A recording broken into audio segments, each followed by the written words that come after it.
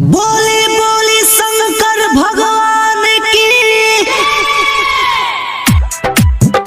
दुर्वा सरिया से कौड़िया तो फरमाए कराता DJ Amit Tiwari DJ recording सरिया से नंदलाला दुर्वा सरिया से कौड़िया तो फरमाए कराता काये बम काहे ऐसे ताकता रहो लेडीज बम के देखी आँख फाड़ता रहो अरे नाये बम जी ऐसन कोनो इरादा नहीं खे।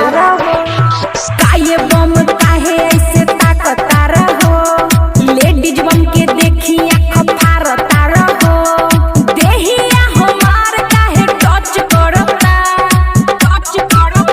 गिरुआ सरिया से कौड़िया तो हर महेज करता। गिरुआ सरिया से कौड़िया तो हर महेज करता। गिरुआ सरिया से कौड़िया तो हर महेज करता। बुझलू डीजे अमित तिवारी डीजे दुर्वा सरिया से कौड़िया तो फरमाए कराता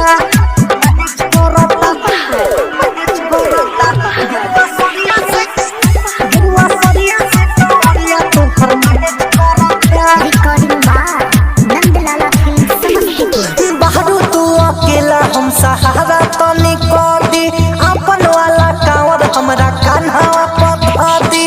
अरे बम जी सुनी ना कान्हा पथा दी।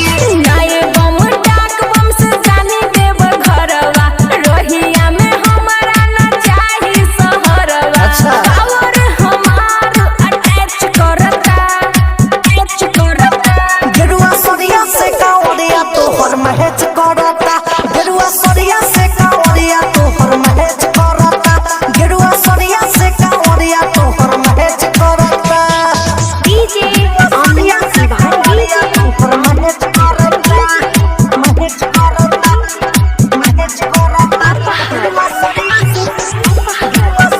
से कौड़िया तो फरमाए देवा घर के रहिया बड़ी दूर बाटे बमजी भली तनी हाथ चली हमारे तो समझी। अरे बुझनिए बमजी हमारे तो समझी। कई साल से जात बानी बाबा के नगरिया कट जाला देवो घर के कठिन डगरिया निशा पंकज निखिल देखो पैच करता गिरुआ सरिया से कांवरिया तो हर महेज करता। गिरुआ सरिया से कांवरिया तो हर महेज करता। गिरुआ सरिया से कांवरिया तो हर महेज करता। काये बम काहे ऐसे ताकता रहो लेडीज बम के देखी आँख फाड़ता रहो देहिया हमार काहे टच करता अरे ना हो गिरुआ सरिया से कांवरिया तो हर महेज करता।